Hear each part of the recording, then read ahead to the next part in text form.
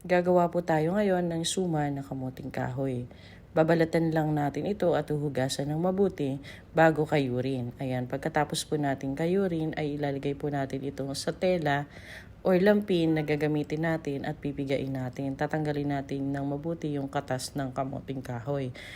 Pagkatapos po niyan ay ilalagay natin sa isang lagayan at hihimay-himayin po. Tinitingnan ko ito mabuti kung meron pang naisamang kahoy or ugat ng kamuting kahoy para po walang matigas doon sa ating suman.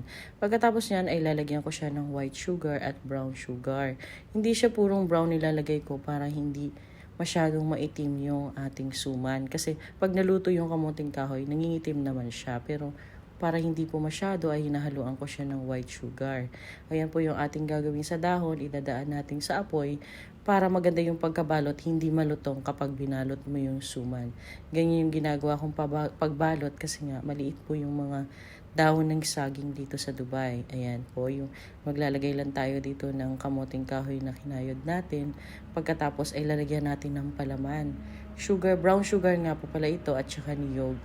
Hindi lahat nilalagyan ko ng palaman kasi minsan merong taong kakain na ayaw ng palaman sa loob or masyadong matamis. Pagkatapos po niyan, i-steam lang natin ng 25 to 30 minutes. Ayan, luto na yung ating suman at ganito yung kinalabasan. Sobrang sarap. Pwede na ito sa ating almusal sa umaga, sasabayan mo lang siya ng kape or hot choco at pwede rin nating gawing merienda kapag ginutom tayo. Habol dahil hindi ko na na-videohan, nilagyan ko nga pala ito ng konting gata.